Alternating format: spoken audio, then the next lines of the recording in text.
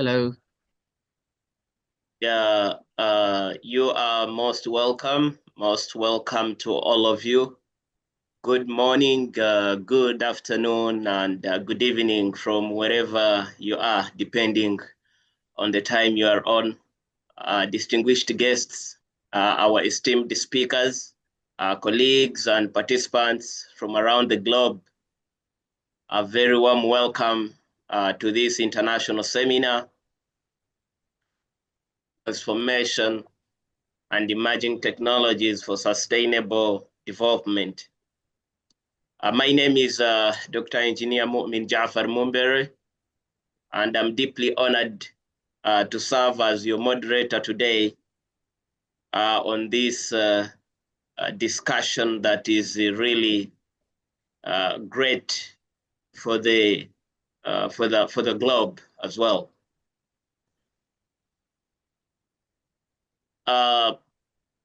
We are living in an era of unprecedented kind of technological change.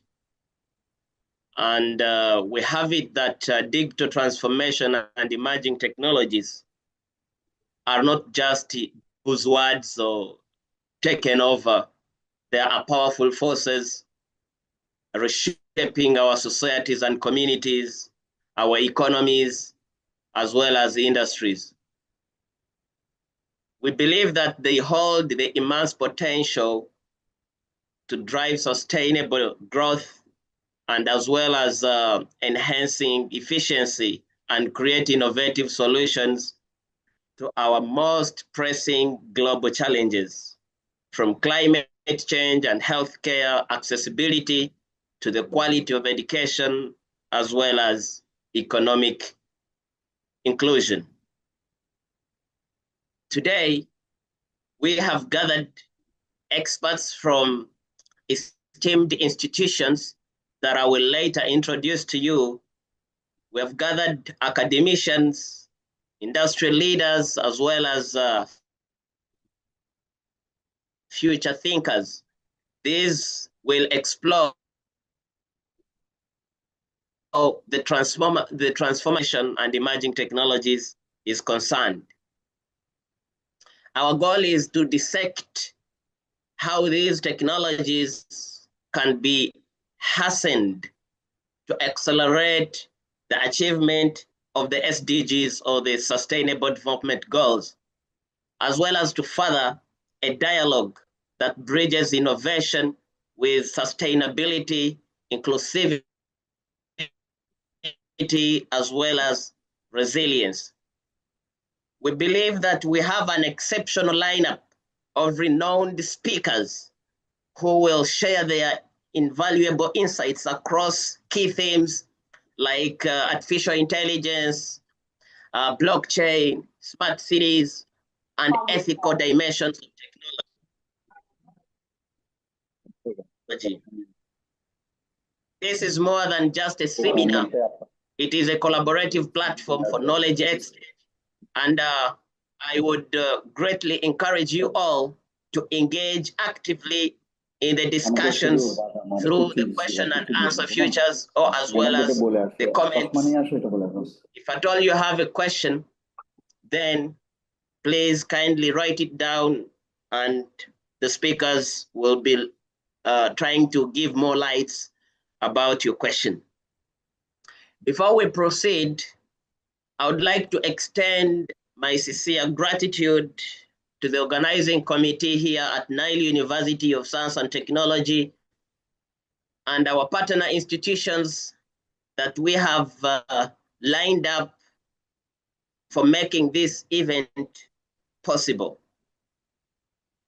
And among the institutions, we have the Premier University from Bangladesh, is one of the prominent private institutions or universities in Bangladesh, located in Chattogram.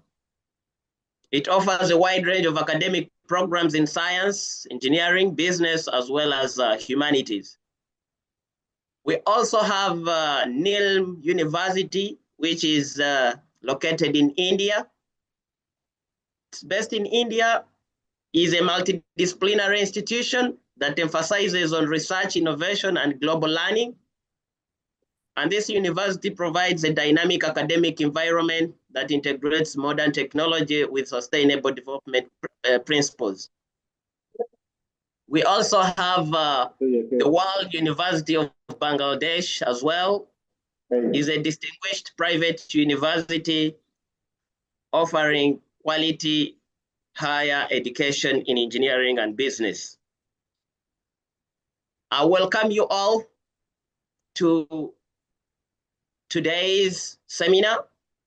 Without further ado, let us embark on this journey of discovery together.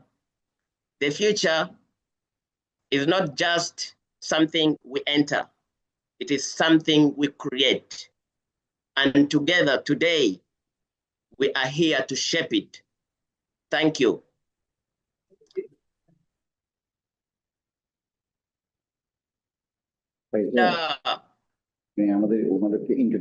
As we dive into our today's seminar or conference, I would like to have our today's first speaker. The quality of our dialogue today hangs on the insights of our distinguished speakers, and we are privileged to have such a renowned panel with us. It is now my distinct pleasure to introduce our first speaker who will set the stage for our discussions. Please join me in warmly welcoming Professor SM Nasru Qadir, the Vice Chancellor, Premier University. Sir, you are most welcome. Sorry? You want to continue? On what is topic? Digital technology. Thank you very much, Professor Dr. Munim, and the other who joined this Zoom meeting, online meeting. At first, I'd like to introduce our Ms. Faiza. Is the counselor of our International Affairs Office. We have with us Professor Tuton Chandra is the head of the Tripoli department, and Mr. Kingshuk is also representing the CSC department. Very unfortunate, yesterday we lost our chairman, previous chairman, Sayyid Muhammad Minhas Hussain. He expired yesterday. So now Mr. Kingshuk will just continue with us. I think it's better to give the floor to Mr. Toton first. He can speak on that because it needs a subject specialization. Though I am from the business school, so I would like to invite Mr. Toton to have a discussion on the subject. Thank you. Thank you, Mr. Nakir, I think. And Mumin also. And also I am thanking my VC sir to give me the floor. And thank you, the organizer. So, digital transformation with sustainable development. It's an actually emerging technology, an emerging idea for this situation now. And we are actually, as a department, Tripoli department in Premier University, we are doing some work how to change our technology for the sustainable development. And in our country, we faced some problem regarding in some areas. We found some problem about scarcity of water, especially in the region where salty water is coming. And for this purpose, we are trying to develop a grey water technology, which is an emerging requirement for the clean water. And we develop a technology how to take the grey water from the washroom and different resource, and then make it clean and use it again for the gardening and for the car washing and also for the toilet flush. And when we started the work, we faced some challenges. The first challenge is that when we want to convert a building to make a grey water plant, the problem is that we need to start working with the development phase of that building. Like we need to talk with the architecture department because we have need some plumbing. We need some plumbing work. So if that needs plumbing work, if it's an old building, we cannot do this. So we are at this stage we are only use this technology. We are only using this technologies to the place where the building is start to growing. Because before after the architecture and after the plumbing work, we cannot actually develop that grey water projects. So now we are trying to develop change our idea in extent how to build it in the old building, so we can have a good grey water project. Because we know every day for the toilet flush, we are actually for every time when we flush a toilet tank, which is like 5 to 7 liters of water we are wasting. So this is a huge amount of water. So if we count a family like a 4 or 5 persons, every day they are actually using around like 80 to 100 liters of water. We are wasting about 80 to 100 liters of water. So if we use the grey water project perfectly, we can actually fill some SDG goals. So we know that there are 17 SDG goals. So we are working on that. And also the building where the EEE department located, we did some research work with some of our faculties and students. We want to actually convert the energy uses to the green technology. So we did some feasibility study, especially for the light and fan, not for the AC, only for the light and fan. The area we have on the rooftop, we might convert it to the solar energy. So it's it will be a good work because we are for the solar. We need green technology. Because of green technology, in Bangladesh, solar is the most prominent part according to the geolocation. Also, recently, some researchers are working on particle wind turbine, and recently I have opened a project with my students about the feasibility study of particle wind turbine for the highway. Actually, if we place the divider on the highway, if we place the particle wind turbine, maybe we can generate some electricity. That will be the green energy. So we are trying to actually change our situation because to adopt the SDG goals. We are trying to change our situation to adopt the SDG goals because in our country there are some challenges we have to face. Like when we talk about the grey water projects, people mindset are not interested to use their hand wash water to again for their to reuse for their gardening and car wash or even for the toilet tank. So we have to change the mindset of the people, because in some places the water scarcity is not the dominant problem of our country now, but in our analysis, after 10 years, it becomes a problem. So when it's an issue now, when people are getting water available, it is really difficult to make them understand that there will be a problem. We must change now to solve the problem in future. But it is difficult. We are facing that one of the challenges there. And another challenge is that in Bangladesh, we have a rainy season. It's like around 2.5 months. And also we have winter.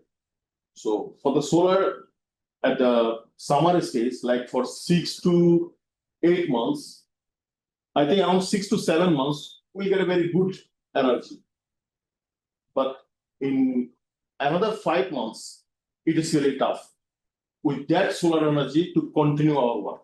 So when we understand a person or a family, please convert your electricity power to the solar energy, they will ask the question, what will happen after when the winter comes or when the rainy season comes? So it is difficult. So for this, our government took some action about the net metering.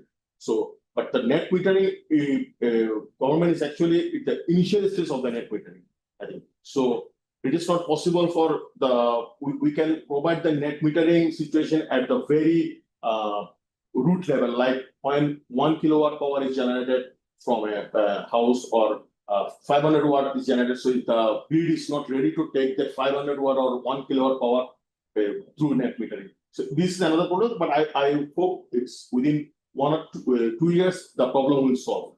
So in that case, I think net metering is one of the good solution for this solar energy.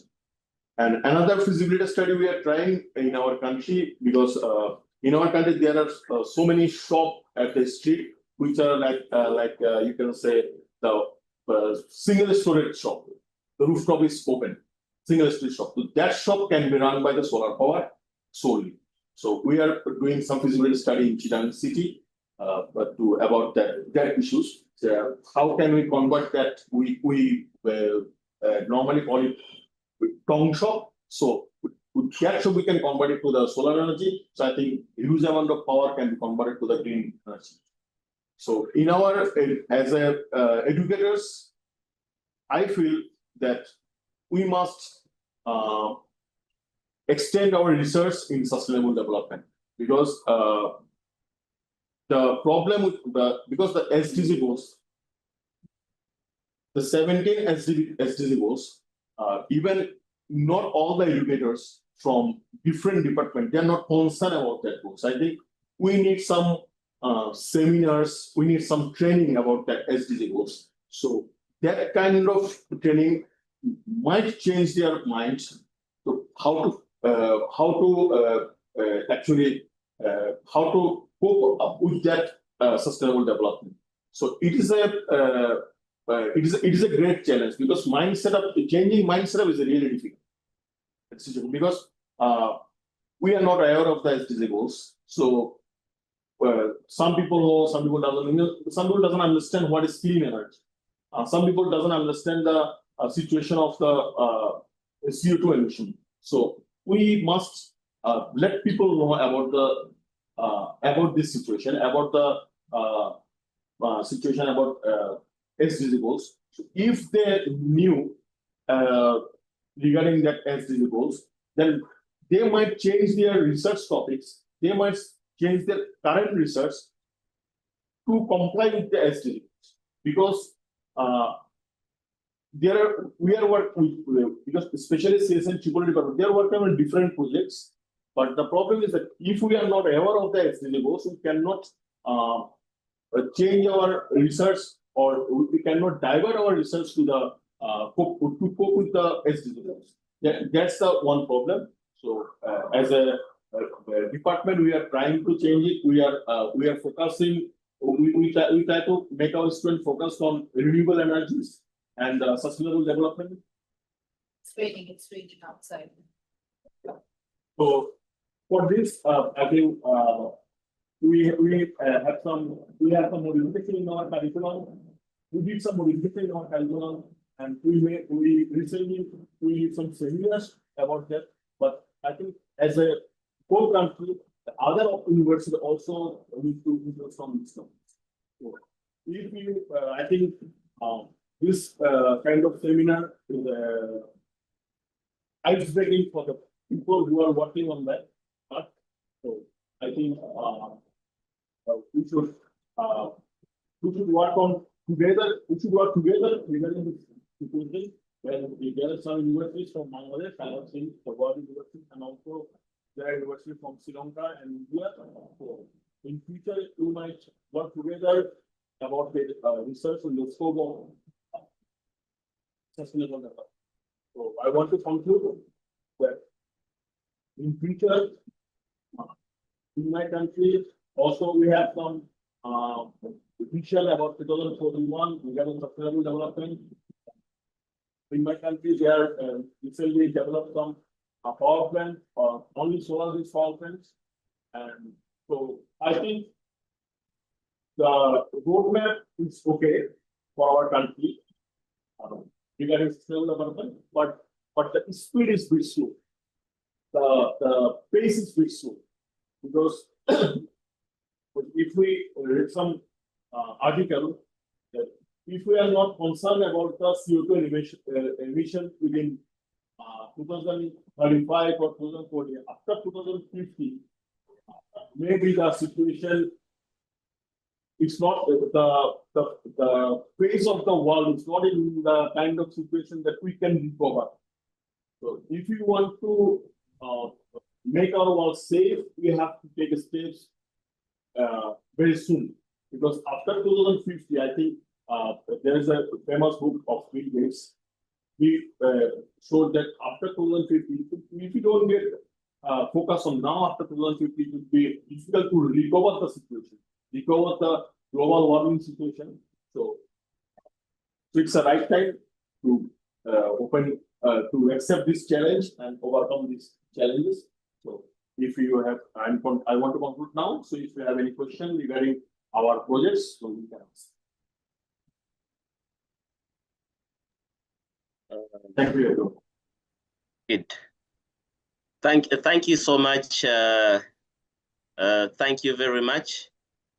A representative from Premier University. I'm sorry I didn't note down the name very well, but I think along the way I will have to note it down. Oh, good. Thank you so much. So that has been an insightful and inspiring kind of message and presentation. Your valuable thoughts and deep analysis have truly enriched our understanding of the topic. The way you highlighted the connection between technology, innovation, and as well as sustainable development as and of course a match to reflect on. We sincerely appreciate the time and effort you have dedicated to preparing such a meaningful contribution to this seminar. Thank you once again for being part of this academic exchange and for adding immense value to our discussion. The questions I will be checking in the comments because we are live on Facebook and YouTube, and I'm trying to see here and there whether questions will be available. In case, I'll be noting them down, and please, I will be reading these questions depending on a particular speaker's topic.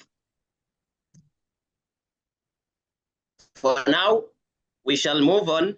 Maybe before we go to our next speaker I would beg to guide that we should be, we should present, if at all we have something to share on maybe sharing the screen. I think that would be great for our viewers outside there to be knowing particularly our topic or what we are simply talking about. Now we move on to our next session. It is my pleasure to invite our next distinguished speaker. And this is Dr. Nakir Choribona Kada, who serves as a guest speaker at the moment at Nile University of Science and Technology. He will be presenting Economic Education, Society and Policy in Digital Age, covering areas like measuring the impact of digital transformation on SDGs, which will further expand our understanding of our today's central theme on digital transformation and sustainable development. Ladies and gentlemen, please join me in welcoming Dr. Nakir Choribona. The virtual floor is yours, please. Thank you. Thank you very much, Dr. Momin Jafar. Bismillah ar-Rahman ar-Rahim. Alhamdulillah Rabbil Alameen. Rabbi shrah li sadri wa yassir al-amr. واحلل عقدة من لسان يفقهوا قول.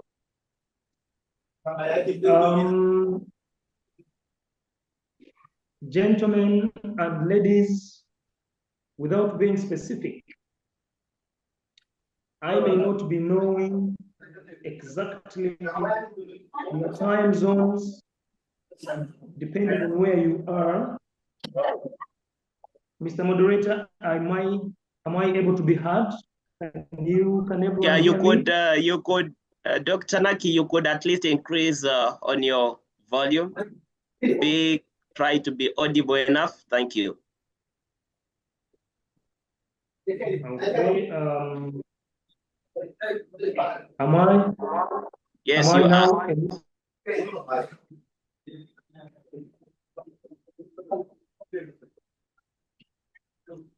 Sir, Yes, you are, sir. Please mute. You are mute.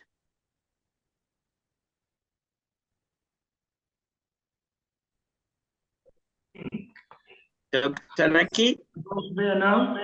Dr. Naki, you're mute.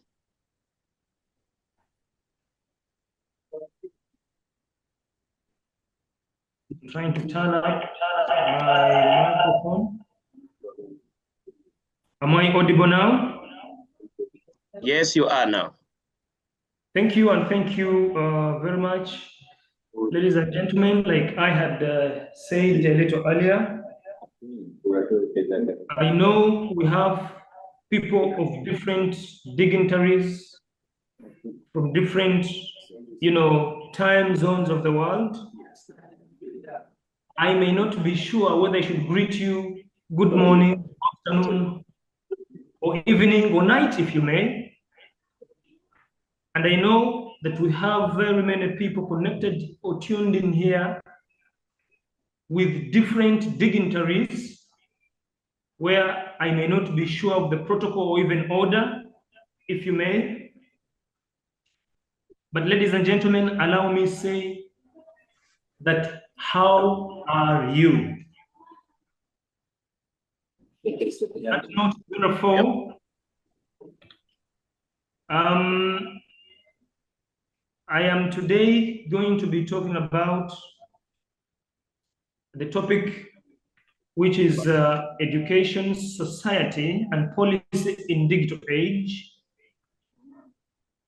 And I will, in the same vein, be talking about a subtopic under that topic, which is measuring the landscape of digital transformation on the world sustainable development goals, the SDGs, if you may.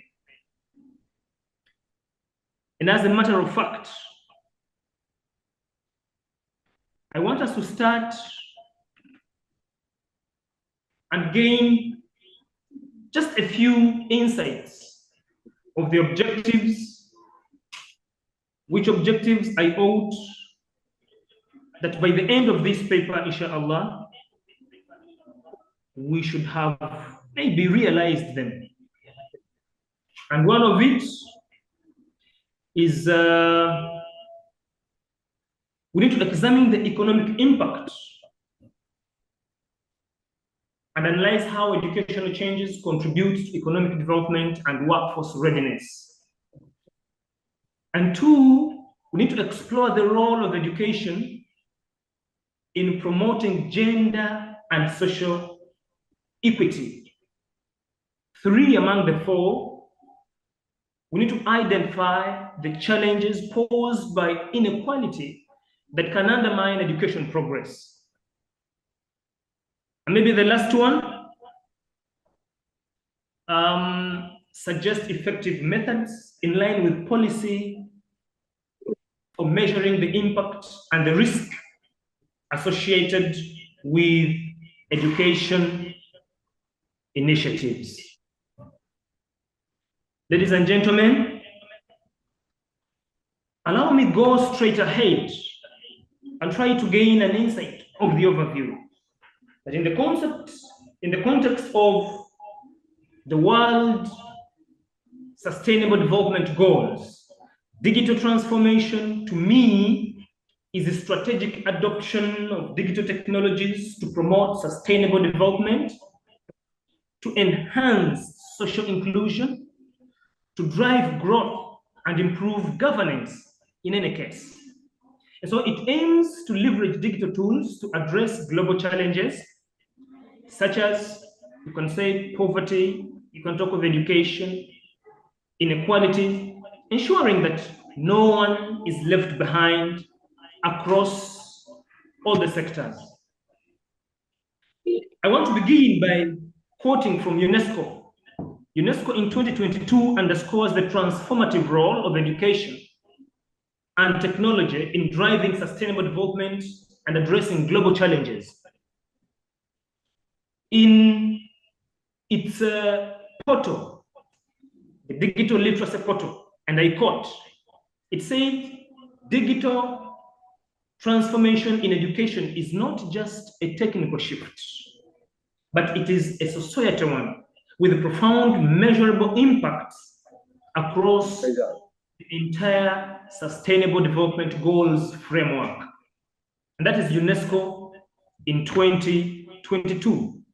But hey, before we look at the roles of digital transformation and then link it to directly to the SDGs, to policy, and then measure its impact, it is again very imperative that we gain a factual understanding of SDGs performance with most African countries. Most of them, where I want to base my talk today, from most African countries. Ladies and gentlemen, there is something that I want to bring to your attention, and I'm sure that everyone knows. If you look at the World Sustainable Development Goals, the SDGs, if you may, the ones that double as well as United Nations Sustainable Development Goals, you will realize that 17, as they line them up, from no poverty to zero hunger to good health care and well-being, I'm trying to put them in their order, to quality education, to gender equality, clean water and sanitation, affordable and clean energy, decent work and economic growth, in industry and innovation, reduced inequality, I think that's number 10, etc., name it. To be very honest, I can conclude with no shadow of doubt whatsoever that the Sub-Saharan Africa and the African continent has not performed to expectation. And I cannot be shy to say that it is still lacking. And I say that that is where I'm going to base my discussion of the day today. Having said that, I want us to go ahead and gain an insight and say that it is important to note that a country's decision to invest in its national digital infrastructure directly affects society's progress. I think that is evident. It affects the society's progress and so the education sector, because to change a nation in any sector, I believe it begins with education. And so according to me, any countries, especially in the Sub-Saharan Africa and Africa at large, to measure the impact of digital transformation on the Sustainable Development Goals is not just by measuring the number of tablets. I have seen several, most of them distributing computers to schools, tablets to schools, laptops. It's not the internet connectivity, but I would rather infer and think that a country would look at the following, maybe improvement in digital literacy scores in schools, or reduction in the performance gaps between urban and then the rural students, if you may. And as a matter of fact, we need to delve deeply and measure the impact basing on 3 scopes. And that's what I called access, where you look at, the number of households, the percentage of households with connectivity and learning devices. Where you have to look at the second one, quality, 3 scopes. Quality. How about quality? Students' competencies in digital literacy and critical thinking. Equity, parity, or numbers in digits, or skills outcome across gender, income, and maybe the geography, if you may, in that same manner. And so in Africa, where most countries are still struggling, with issues of education, limited access to education, poverty, food insecurity, poor health care, name it. All these are still prevalent. The measure of adopting to digital transformation that would accelerate the progress towards SDGs is still a dream, and a dream indeed. Though, quote me well, though some countries have tried to move a mile. So digital transformation fueled, if you look at countries that have reached there, it fuels quite a lot. There are many technologies, emerging technologies like AI, blockchain, Internet of Things, and all this is being fundamentally reshaping the education sector. So with profound implications of society and policy in digital age. So these directly impact on the achievement of the SDGs. In education, which is SDG, I think, 4, digital tools enhance access to personalized learning. If you look way back during the pandemic session, COVID-19 stricken, years, 2020 and part of 2021, most of the shift saw many countries, institutions, companies, organizations shifting to using enhanced digital tools to access personalized learning and foster inclusivity in improving outcomes, and most of them particularly in marginalized communities. For example, AI-driven platforms can tailor educational content and individual needs, while on-learning expands reach to remote areas. And so our central thesis today, basically, I'm going to be looking at the digital transformation of education and its representation as a profound societal revolution, far exceeding the mere, what people just look at it from the front, mere digitization, to digitize of classrooms. Somebody digitizes classrooms and feels that is all. No. It is a powerful cross-cutting issue, if I may say, a cross-cutting force that fundamentally reconfigures access to knowledge, shapes the future skills for the economy, and then the readiness to social equity. So this directly contributes to the achievement of, I think, SDG number 4, which is equity, education, and positivity, while influencing goals such as gender equality and reduced inequalities. So this transformation not only empowers individuals with skills necessary for the digital age, but also equips societies to take, to tackle, I would say, the pressing global challenge of digital literacy. As a matter of fact, it is important to note that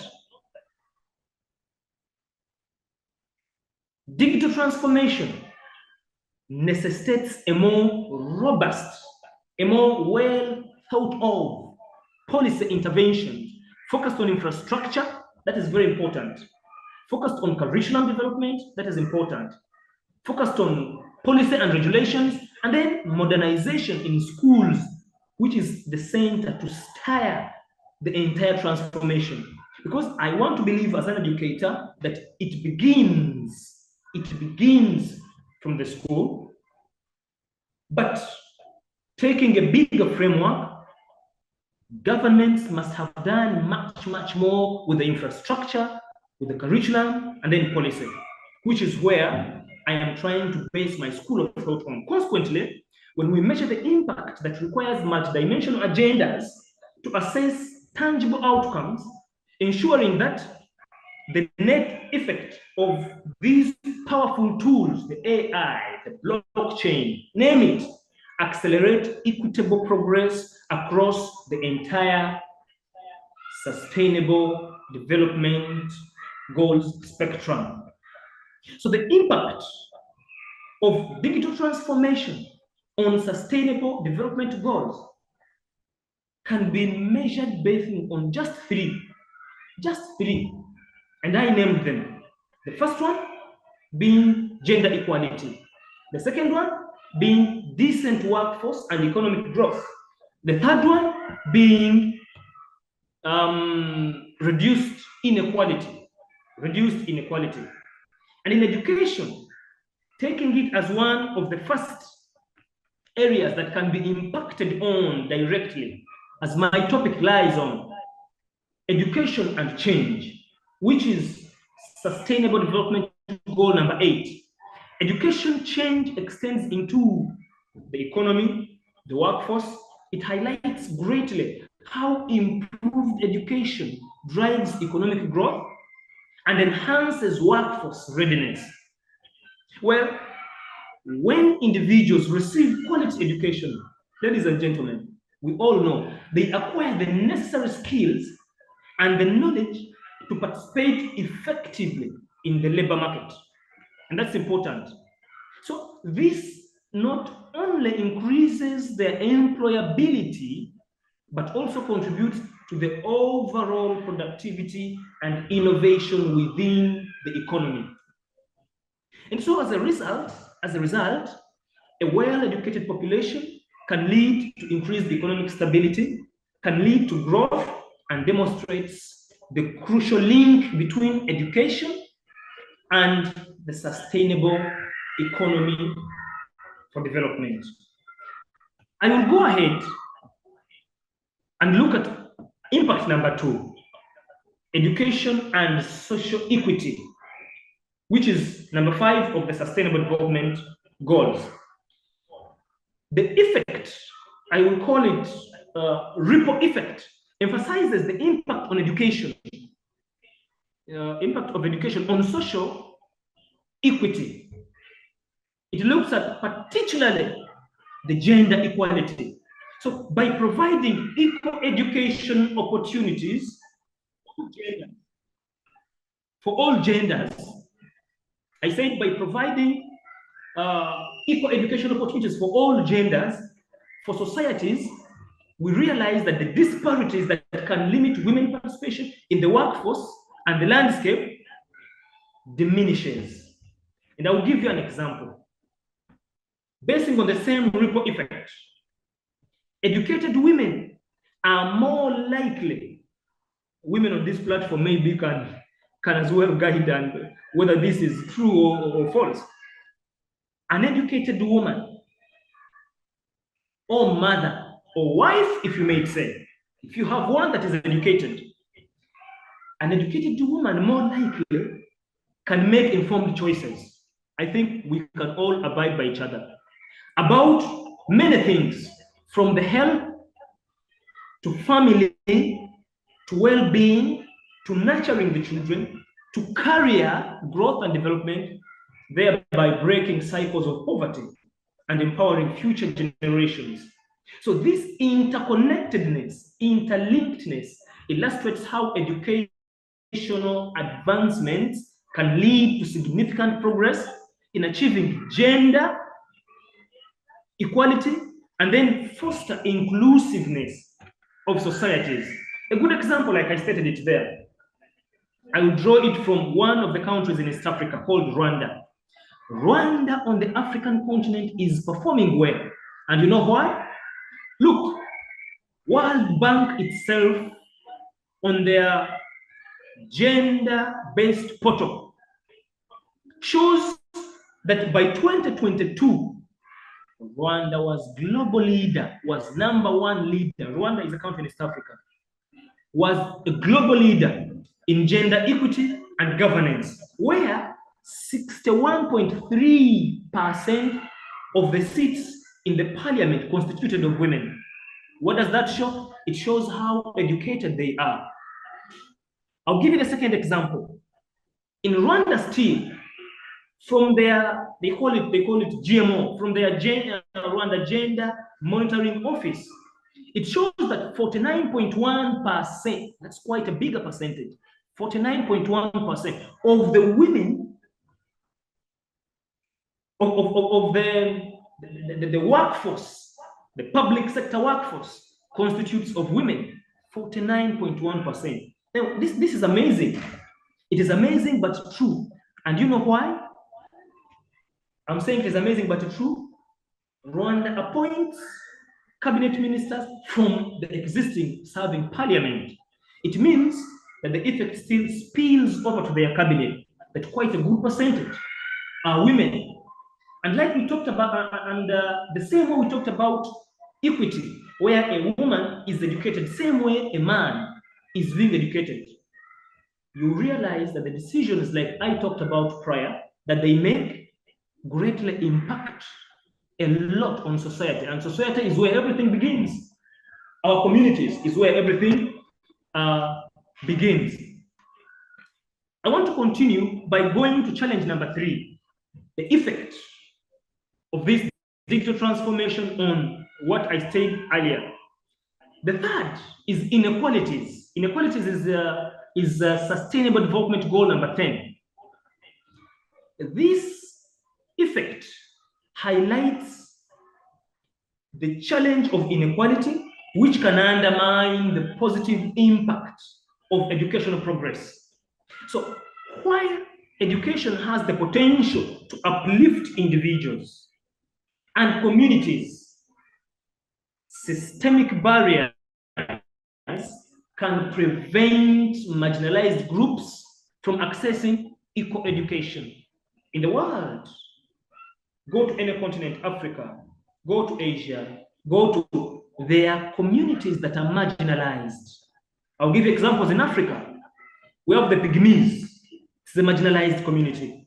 We have the albinos, it's a marginalized community. Recently, the LGBTQ had become so much, popular. But because of the African culture, these as well were being detested and marginalized. And so that's where I'm basing this argument, that while education has the potential to uplift individuals and communities, the systemic barriers can prevent marginalized groups like those I just mentioned from accessing equal education opportunities. And so this inequality can perpetuate, in my own view, cycles of poverty and limit social mobility, leading to a widening gap between privileged and the underprivileged. The privileged being the communities with majority, and the underprivileged being the communities which are marginalized.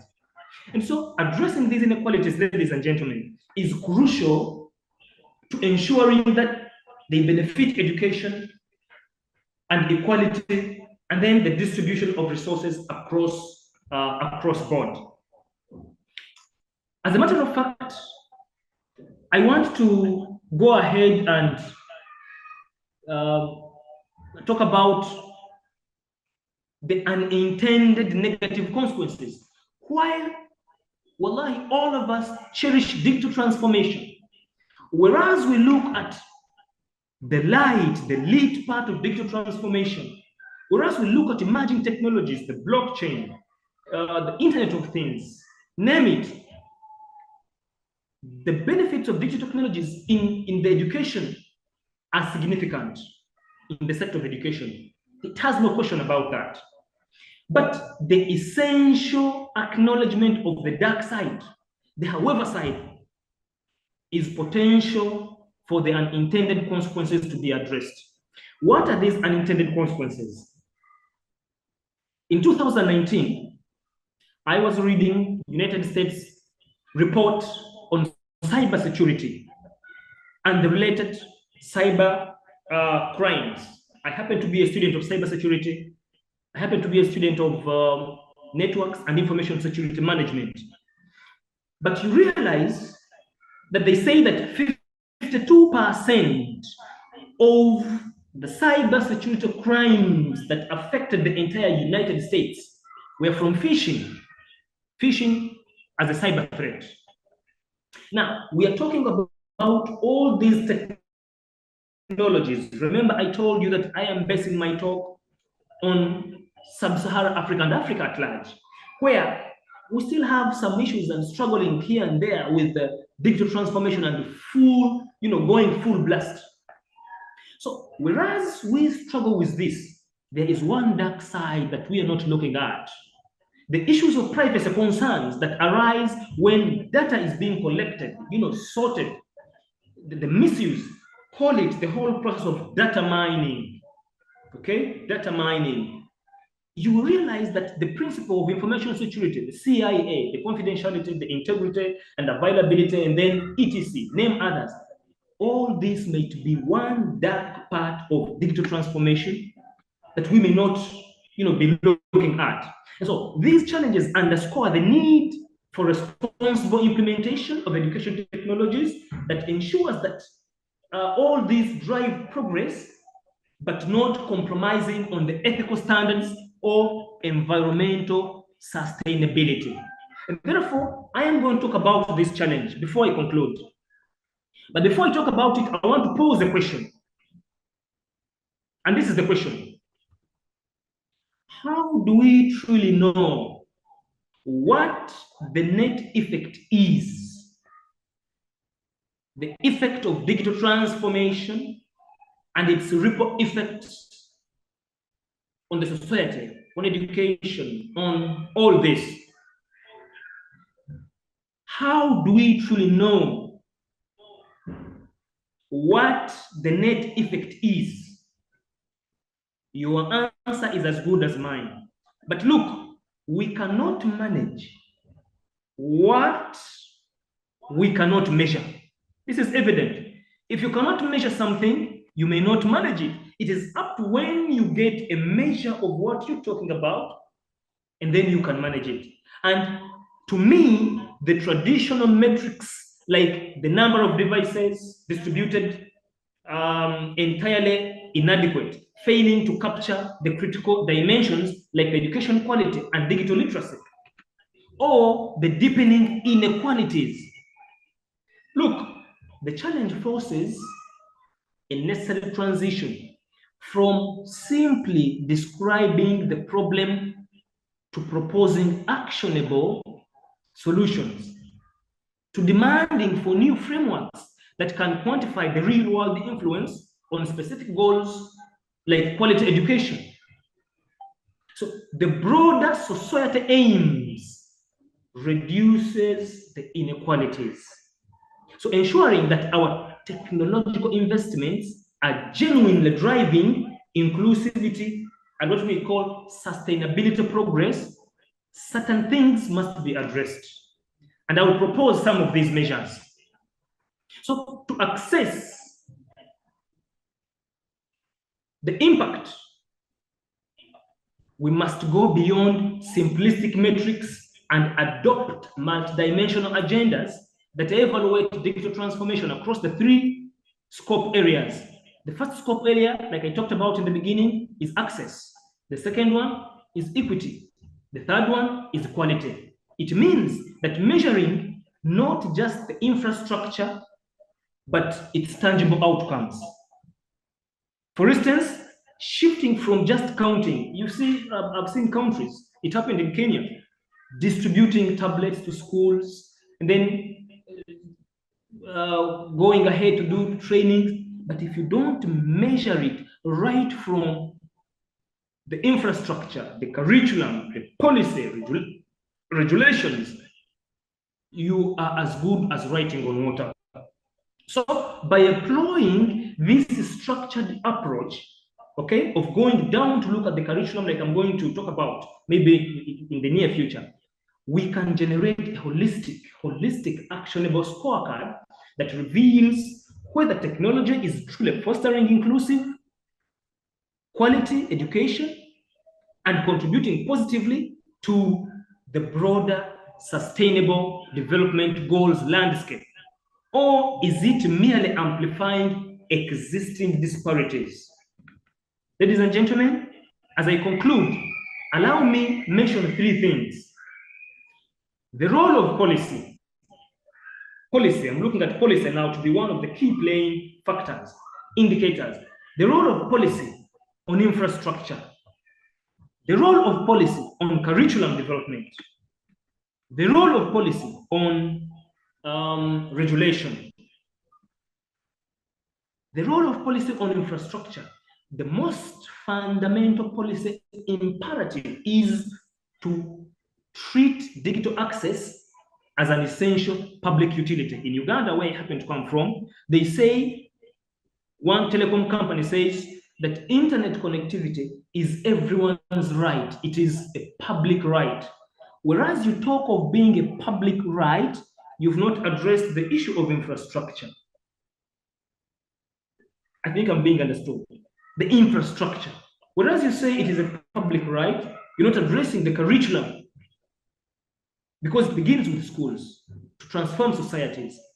And so this means that governments need or must go down and lead in the building of robust national networks or national infrastructures when it comes to digital transformation, and ensure affordability for all, the communities.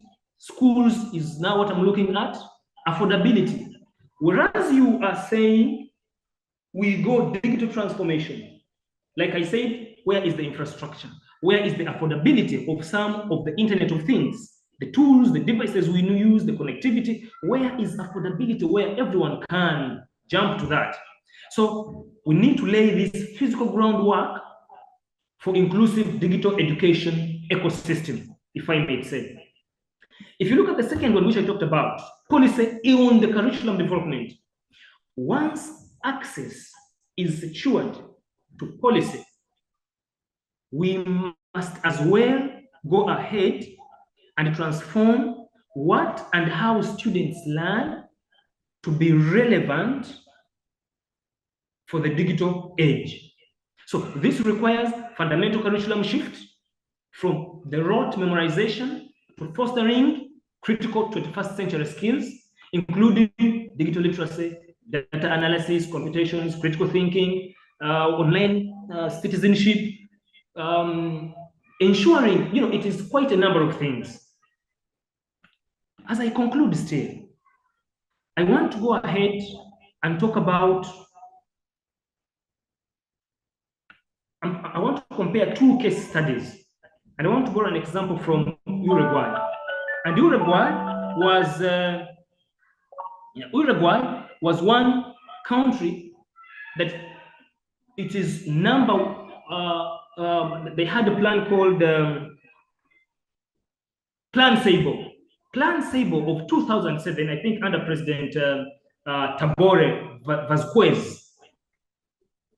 This plan was initiated, and the first large distribution of laptops across the nation, together with Wi-Fi connectivity to all primary schools, to children and the society across the country.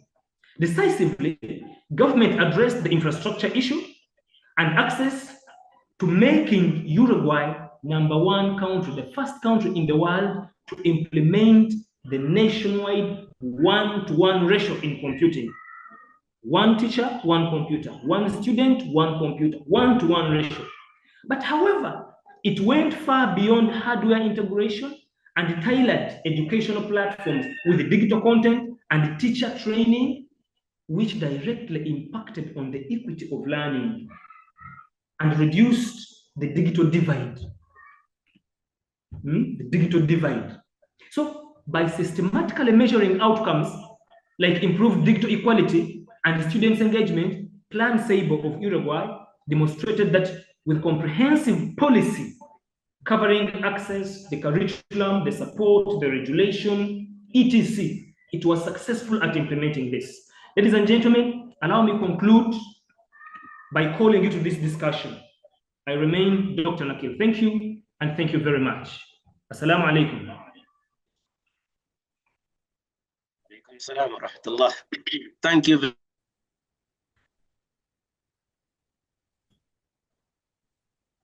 very much, Dr. Nakil. Articulated presentation on education, society, and policy in digital age, with a focus on measuring the impact of digital transformation on the sustainable development goals.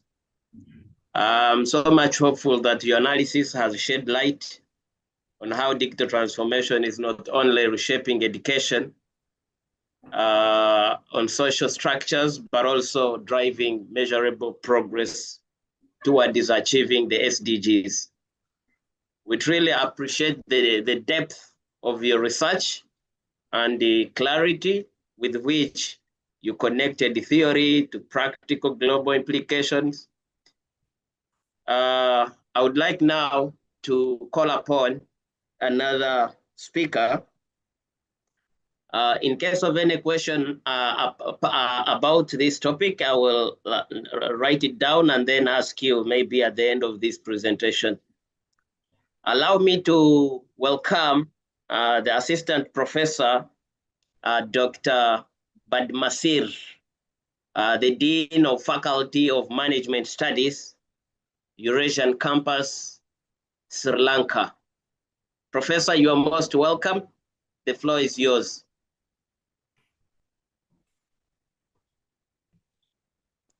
Maybe to make it a bit easier for us all, I would like to put some kind of time management that a speaker should be given at least maximally 10 minutes. Minimally could be 5. Thank you so much. Thank you very much, Dr. Mumin Jafar, moderator, and also thank you very much for giving this opportunity. Good morning to colleagues from Somalia and other colleagues. Good afternoon. So I'm representing Eurasian Campus, Sri Lanka, and of course I'm speaking on a very important topic, like on a very important resource of human resources. So my topic is like digital transformation and emerging technologies for sustainable development. So this is the topic. Okay. Now this is a presentation outline, of course, introduction, overview of the digital transformation and emerging technologies, OHR challenges, HR's roles in sustainable development, conclusions and recommendations. I'll try to stick to the time given.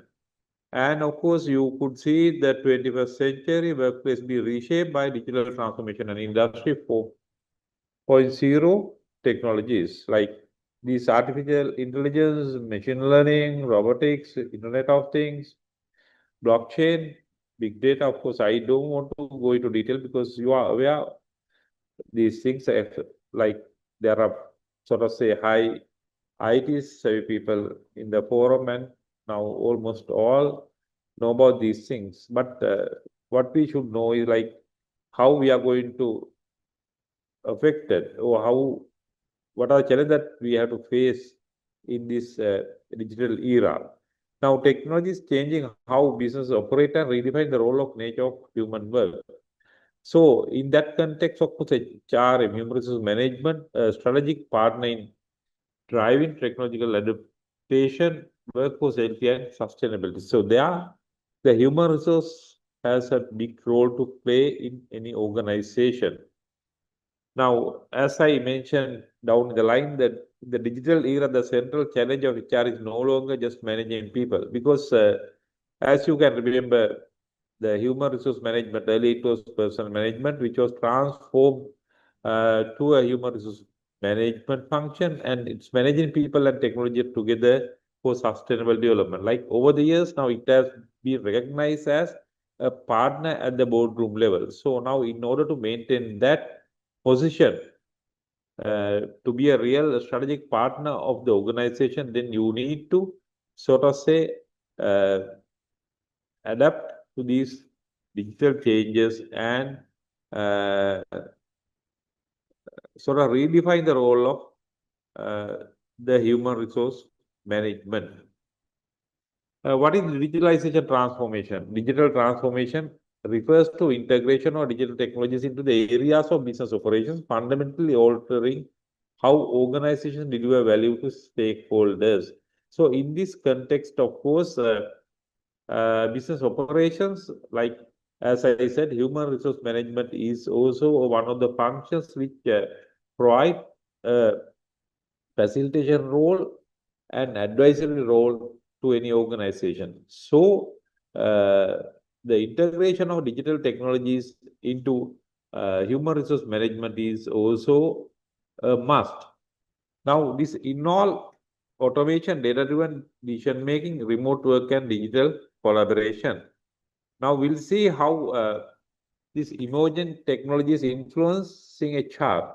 Now, when you talk of recruitment analytics, chatbots, and HR services, this artificial intelligence play a big role. The machine learning, that is predictive analytics for employee turnover. Now, in most of the organization, you find employee turnover is a big challenge, like especially in Sri Lanka, the garment industry, which contributes a major portion to the economic development as well as to on foreign exchange. So the biggest problem that they face is employee turnover.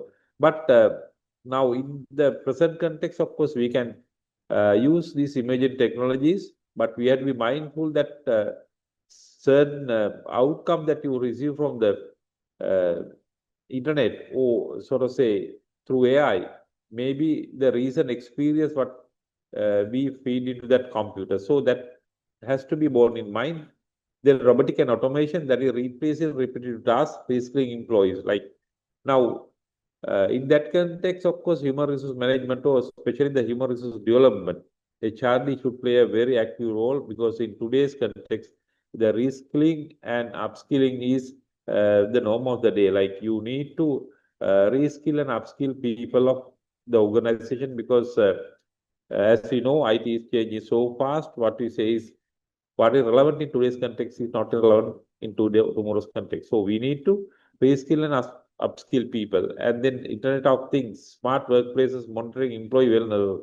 There are so many sort of say tools and software for you to monitor the not only the performance of workers, like even their wellness. Then blockchain, then secure HR records, transparent credential verification. That is very, very important. Like when it comes to recruitment, you need to sort of say check about their credentials. Then this emerging technologies would play a very positive role, and also the organization should sort of incorporate these things into their HR systems for them to proceed further.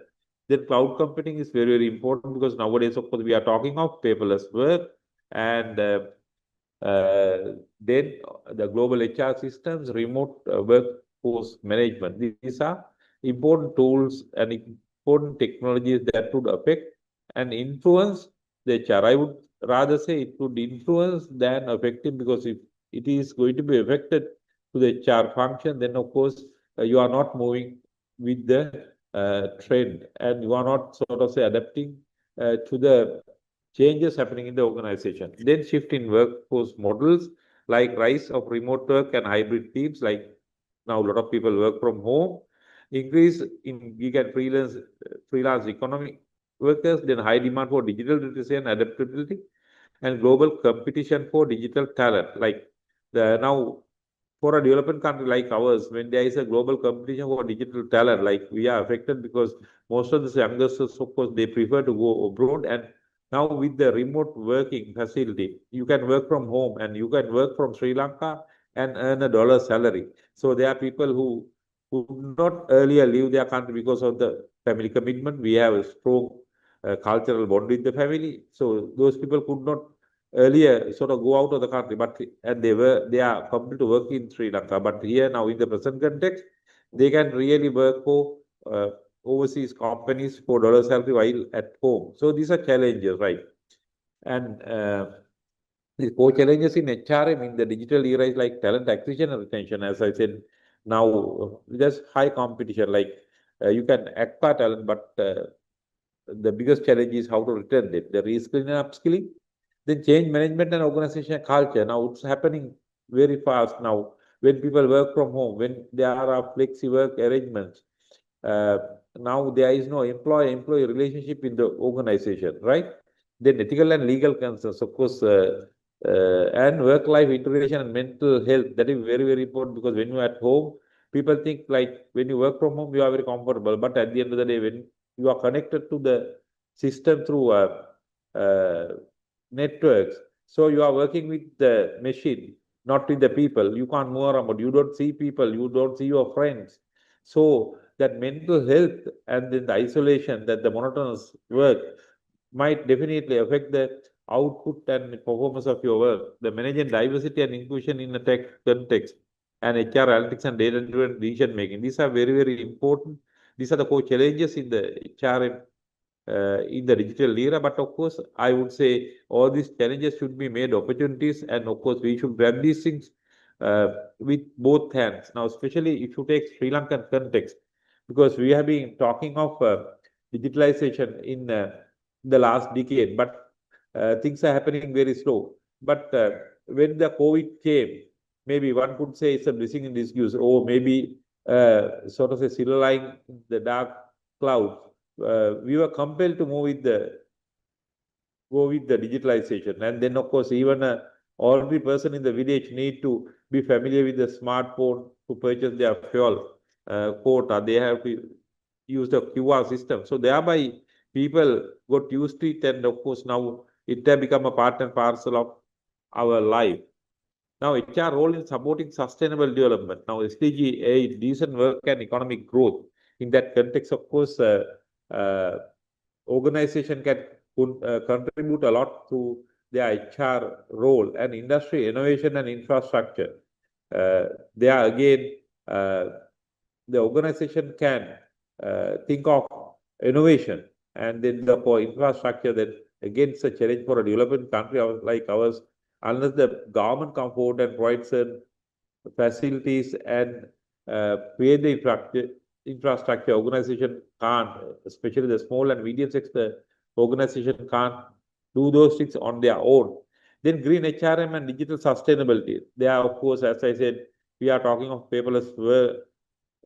Then like we can sort of say support the green environment, then the social sustainability and governance and transparency.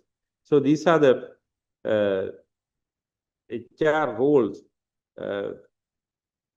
that should be played for a sustainable development, right? Now, in conclusion, I would say these are my conclusion and the recommendations. HR is no longer just administrative function. It's a strategic enabler of digital and sustainable transformation.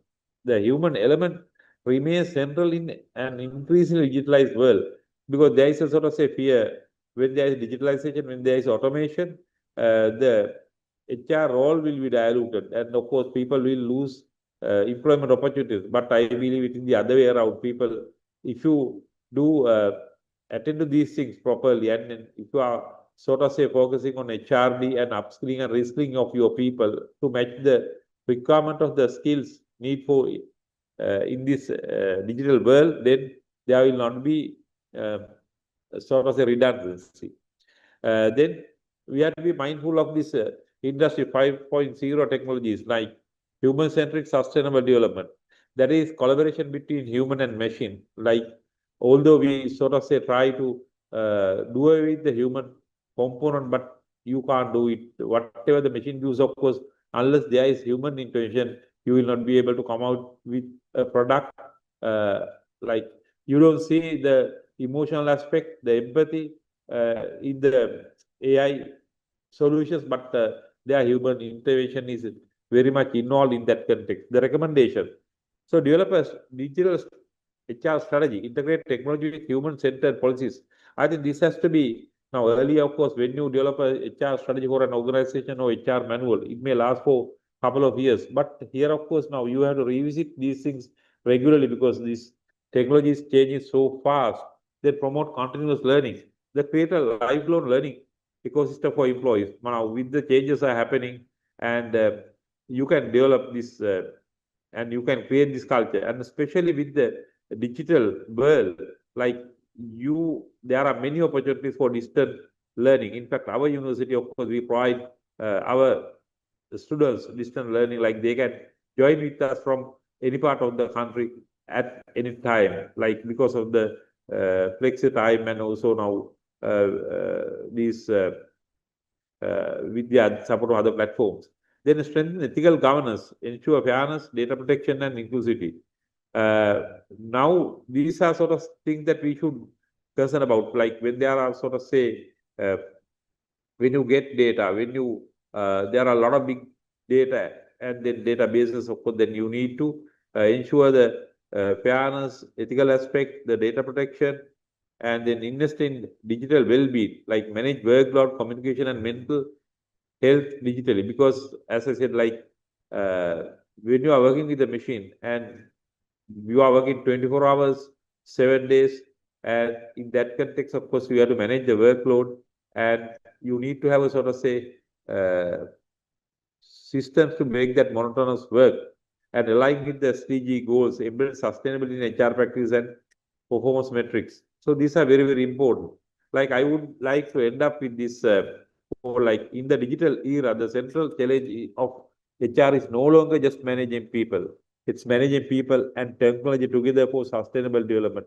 You have to have a sort of proper balance with the human and the machine. So that is, in that context, of course, HR can play a bigger role. Technology can transform organization, but only human resourcefulness can sustain them. Like whatever the thing that you do through the digital transformation in order to ensure the sustainability and the continuity, then the human intervention is necessary. In an age of digital transformation, the HR role will transform, never become redundant. Like as I said, now role of HR will transform. You have to sort of say adapt to this new world, and you have to sort of say acquire new skills, and you have to provide these new skills. And in that sense, of course, the role will never become redundant, but it may be much more looked up to by the organization if you perform your role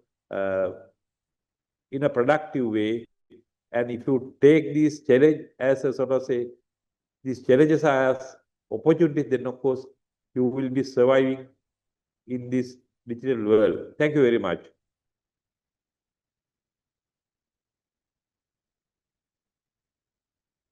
Thank you so much, Professor, for the amazing insights that you've given in the areas of the role of HR in the SDG or the Sustainable Development Goals. Thank you for this profoundly insightful presentation. Though the time isn't enough, I'm very sure that it has been so much great and impactful. Your perspective on this critical role of human resources in achieving sustainable development goals, I'm very much sure that it is both enlightening and essential. You're skillful, highlighted that beyond technology, it is the people, the skills and equitable organizational practices that truly drive sustainable progress. Now, I would like to take this opportunity to invite Dr. MD Amran Hussein, the Assistant Professor in the Department of Computer Science and Engineering from the World University of Bangladesh. Please, Prof. Doc, you are most welcome. Hello, thank you for giving me this opportunity to present in this seminar. So I hope you can see me. Apology for any inconvenience. I will not share my screen. I will just I will just explain like what area we are working and our focus of research at this point. Basically, we are working more on using AI and machine learning technologies to improve human life and the quality of improving lives by integrating AI in terms of recognition activity. So what happens is, as we know that the world is aging, and according to the United Nations, by 2050, there's going to be half of world population age above 60, and it's basically a significant challenge. So, and most of the people who are actually aging will have to be alone at home. Like as days go by, people are getting busy, and there's no one to take care of them. So it's a significant portion of the people aging, and we can look at developed countries like Japan and Korea. So basically they have people who died alone in their apartment, and no one really knows like what happened to them, maybe until a week or even months. So we don't want these things to happen frequently as we are moving to the future. That's actually everyone will be busy more with their task and or responsibilities. So to address this challenge, what is the solution?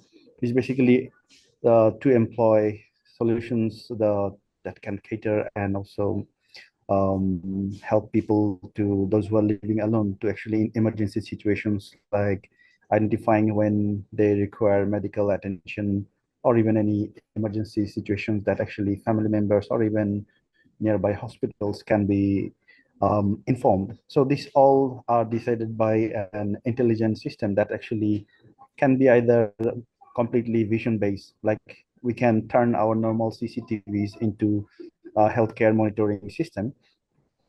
Otherwise, we can also, for accuracy, we can integrate these sensors with depth sensor for better estimation, as well as keeping it environmentally safe. Because sometimes what happens is when we install cameras in places and monitoring people, the challenge comes is privacy, and it's a big concern everywhere. So part of it can be eliminated by using depth cameras as they sense human basically in a different way rather than those RGB images where we can see the details of a person, but instead using depth cameras, we see like a person's shape, but that doesn't really reveal who they are. In that way, we can actually make people feel safer and also convince them that this system is to help you, to monitor you, instead of revealing your privacy.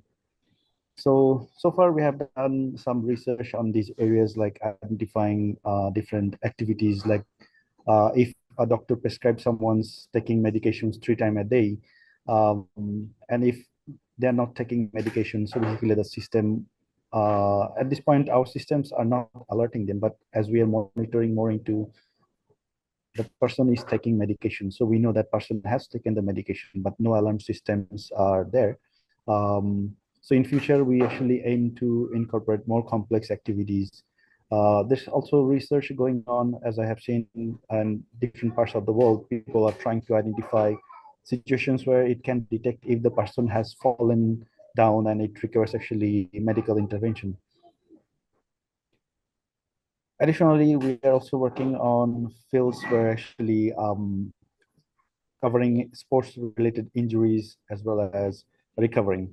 Because using those AI and machine learning technologies that we are working in the lab, so we hope we'll be able to cover some of the challenging issues that's actually we will encounter in the near future. So basically, that's all for me for the for this seminar. I would like to thank you for this opportunity, and also I'd like to thank all the listeners. If you have any comments, please, or even any questions, please feel free to ask me. So that should be from my side, because I think the seminar is time is quite running short, so I kept it short. Thank you so much, Doctor, from the World University of Bangladesh, for that great message that you have provided to us. Having the exploration of the role of cameras and AI in the digital transformation. It is really fascinating and you have brilliantly demonstrated how this great technology is far more than a simple imaging tool, but also something crucial, that data gateway for powering some advancements in AI or Internet of Things and digital twins could be. Thank you so much. And this drives us to the next speaker, who is Dr. Renu Bala, Head of Department of Library and Information Science. And then after him, I will be welcoming Dr. Tharindu, who is the Dean of Faculty of Information Technology at Eurasian Campus, Sri Lanka. So Dr. Rajiv, you're most welcome from NILM University, India.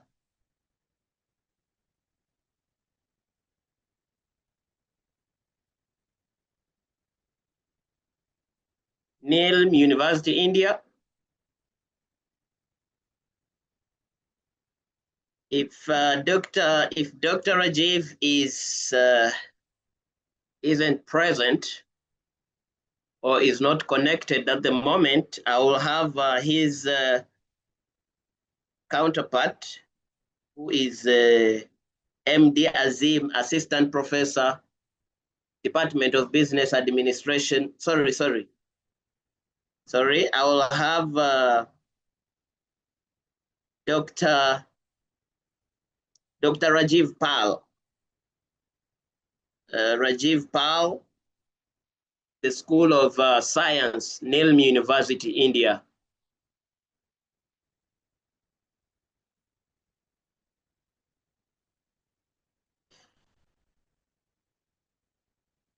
Rajiv Pal, Doctor, you're most welcome.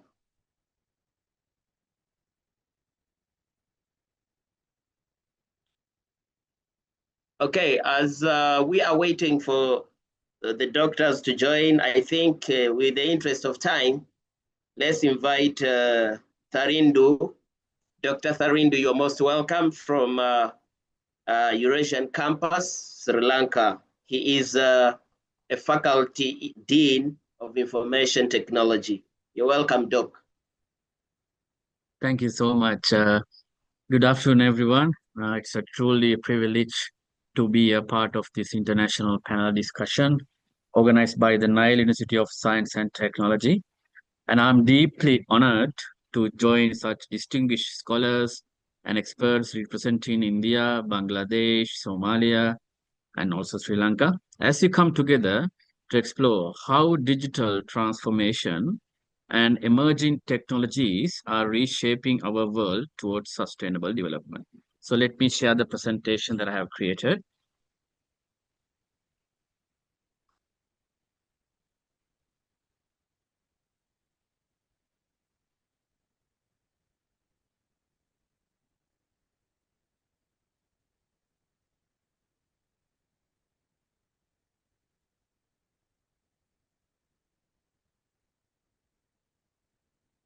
I hope everybody can see my screen.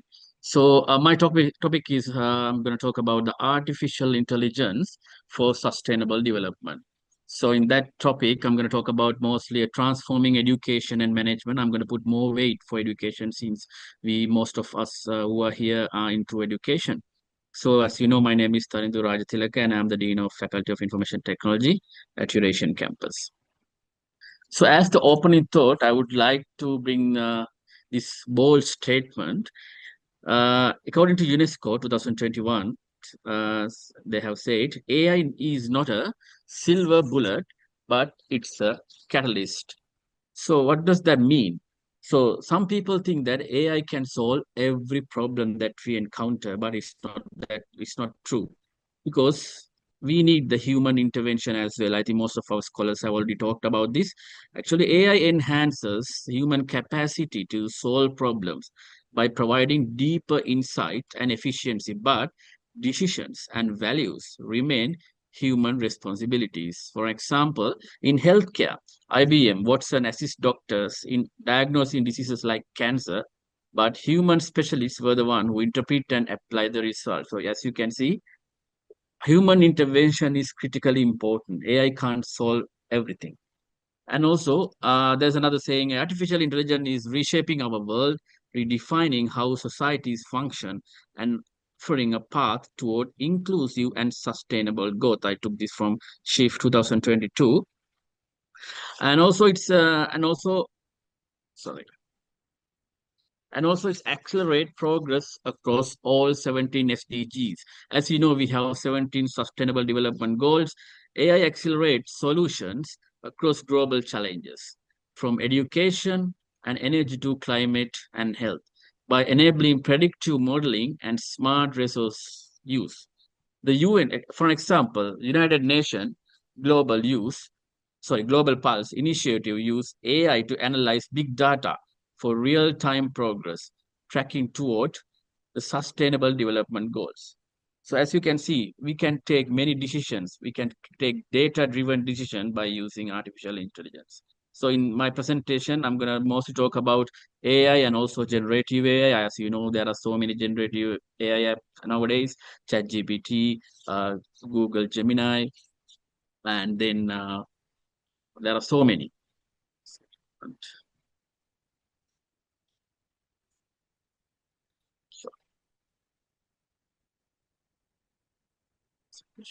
Okay. And also it connects innovation with ethical responsibility. And people argue, some people say that, using AI is not ethical for certain areas. For example, AI ensures innovation, respect, fairness, accountability, and transparency principles. And I can take one example from Singapore Model AI Governance Framework 2019. It's a global benchmark ensuring ethical technology deployment. And also it bridges the gap between technology and humanity. This is very important. AI should amplify empathy, creativity, and communication, but should not replace them. As you know, as human beings, we should have empathy. Nowadays, most people say EQ, emotional intelligence, is it's really important, critically important than IQ. So, for example, I think most of you know already, Khan's Academy, which is a very famous online platform for education. They have introduced AI tutor called Kamingo. It's used natural dialogue to promote meaningful learning experience worldwide. So it's compared to ChatGPT, it's more like an empathetic. It can understand what students really ask, and you can have a natural conversation when you ask something from that particular app. And so that is my second slide. And then I'm going to give you the definition of sustainability. As you know, the sustainability is the famous, like the buzzword in today's society. Everybody talk about sustainability. So some people think the sustainability is just preserving the planet, but it's not, right? So sustainability, as you can see in my definition, meeting the needs of the present without compromising the needs of the future generation. Ability to meet their needs. So that's the definition of sustainability. As you know, there are 3 pillars in sustainability. So environmental sustainability is just one pillar. And apart from that, we have economic sustainability and also social sustainability. So sustainability is not all about preserving the planet or the environment. It's also about preserving the humanity.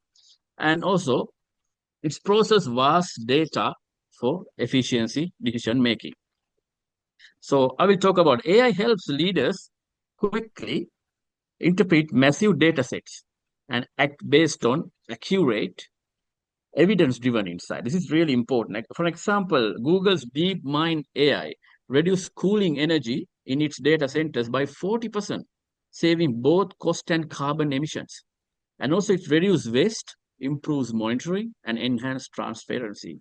AI-enabled tracking system optimize operations, reduce waste, and increase accountability in industrial and environmental sector. For example, in Spain, Barcelona, they introduced smart waste bins and use sensors to optimize collection, cutting unnecessary fuel use. And also it strengthens ESG outcome. What's the ESG means? Environmental, social, and governance, ESG. Reporting ensure organization meets sustainability standard. For example, Microsoft AI platform monitors and reports carbon emissions across its global supply chain. And also encourage data-driven policy and education reform. AI-driven insight help policymakers to improve education, infrastructure, and healthcare allocation based on measurable data. As we know, most of the people, they take decisions still, so even the leaders in the corporate sector, they take decisions based on their gut feeling. But should we really do that? We should not really do that. We should be rational with our decision. We should take informed decision. To do that, AI can have a huge impact. And for example, UNESCO's AI policy observatory provides government with tool for database education reform. So let me go to the slide 3. How AI is reshaping learning and academic management. So as we know, I mean, most of us are here are the scholars. So we can, this slide is really important.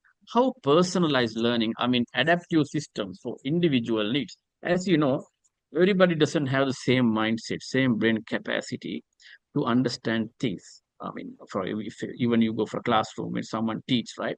Not every student understands at the same level. So to analyze that, we can use there is a adaptive AI system, customized content qualities, difficulties, style, and pacing to meet every individual's learning needs. For example, Duolingo, as I think some of you may have already know about it, Duolingo AI algorithm personalize lessons based on user progress and error pattern. So that's really important and a very advanced system, Duolingo.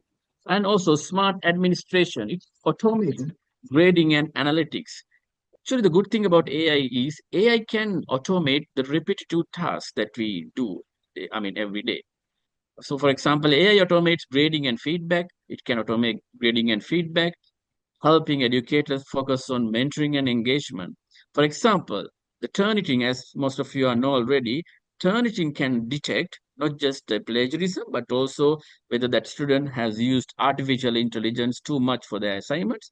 So that really support for the scholars worldwide in maintaining academic integrity. As scholars, right, one of the main problems that we are facing nowadays, students use AI for their for their education, right, for writing assignment, even for writing essays. So that's a really emerging issue that all the university professors, even in the colleges, that we are facing. So we can use Turnitin, and most of the universities they use, then they can detect the plagiarism level and also the AI level. And also predictive insight, identifying at-risk learners early. As you know, as I told you before, not everyone has the same brain capacity. There may be some students who don't understand things because they are ADHD children. As you know, ADHD means attention deficit hyperactive disorder, right? So, for example, the Open University in UK, they use predictive AI to identify such students early and provide targeted intervention. As you know, ADHD student can't learn in the same, in the same pace as other students. Even when they go for exam, they should be given extra time to complete the task. But to do that, we should identify first whether this student having some difficulties. So that's where the AI come into play. And access and equity, bridging rural and low resource gaps. AI extend quality learning to underserved population through multilingual and mobile-first solution. I think I read 2 days ago, I read a article. In that article, the chief of the IMF, as you know, International Monetary Fund, IMF chief says most of the developing countries, they don't have enough resources for AI. So because of that, getting richer, which means countries like US, China, they are rich countries, but they have enough resources, right? So they invest a lot on infrastructures to develop more AI tools. As you know, the DeepSeek, which has been introduced by China, it was really emerging. It was threatening to ChatGPT. So likewise, there's the problem with the developing countries like Sri Lanka, I would say. But the problem is they don't invest much on AI. So because of that, there is a huge gap now. So it can be a problem for equity. equality. So that can be a huge problem, right? Everybody don't get the same opportunity because of that. In rural, if you go to rural areas, forget about AI, right? They may not even have proper electricity, right? So these are the issues. And research support, AI assisted academic writing analysis. AI helps academics to summarize, cross references, and evaluate literature more efficiently. Some would argue, how can AI?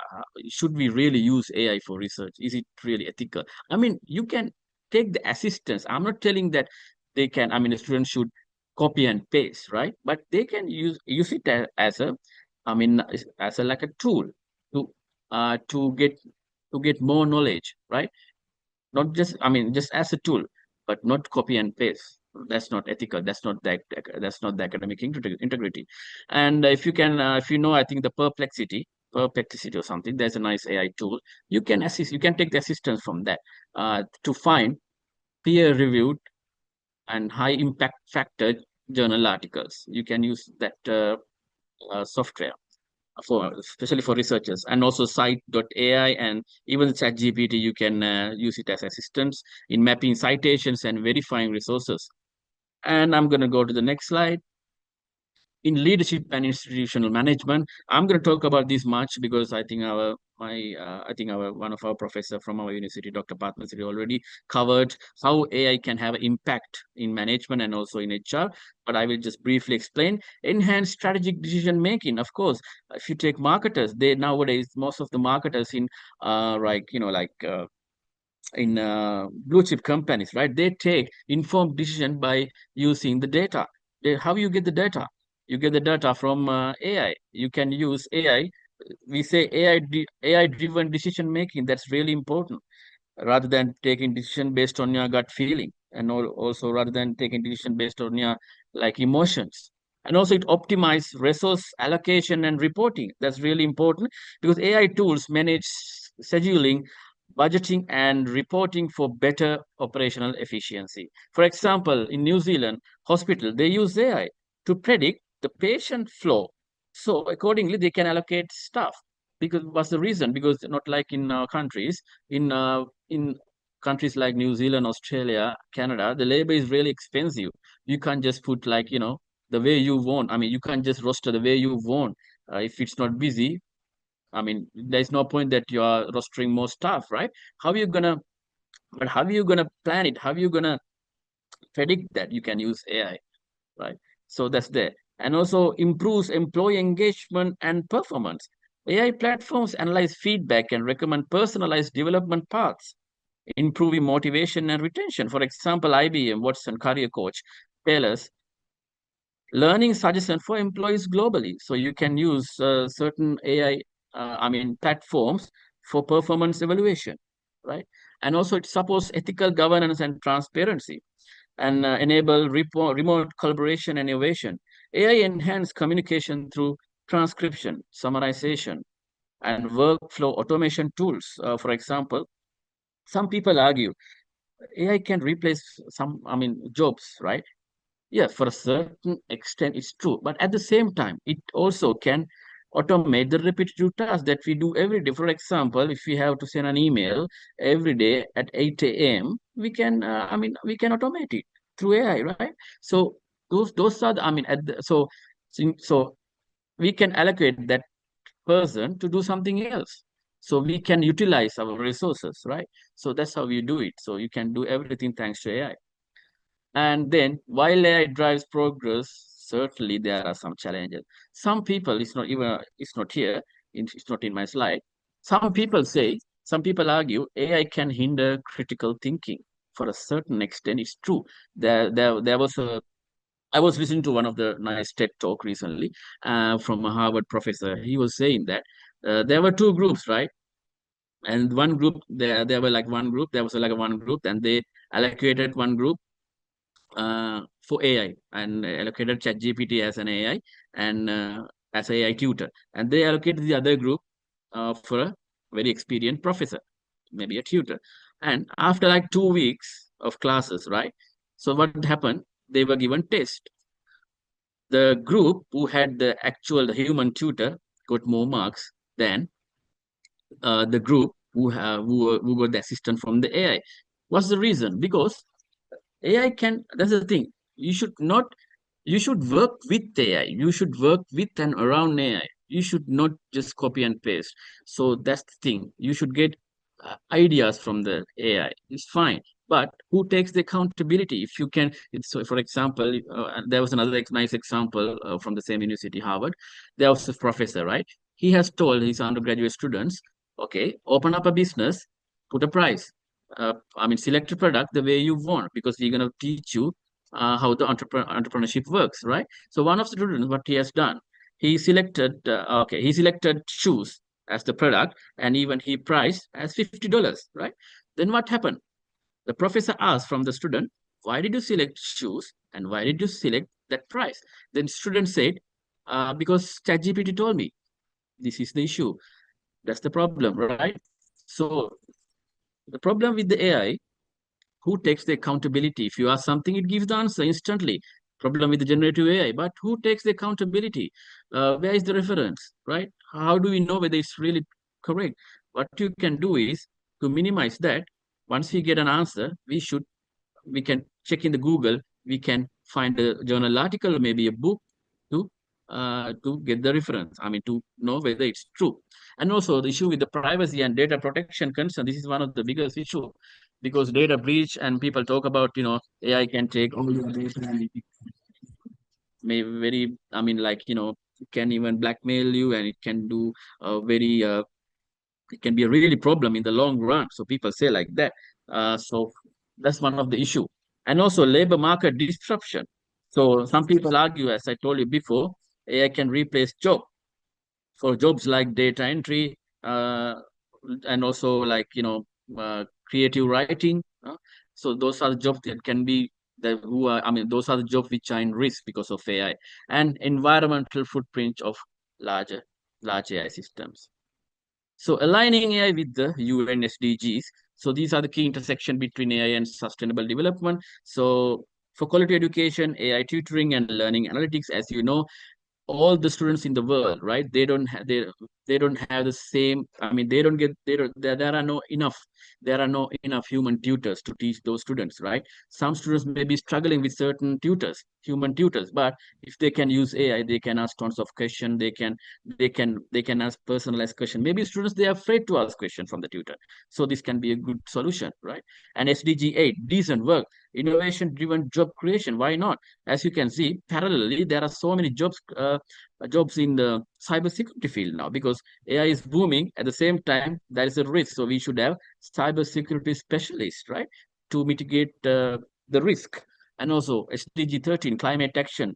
They can take data-driven decision, energy, and we can create energy efficient AI application. And SDG 16, peace, justice, and strong institutions. AI for transparency and anti-corruption.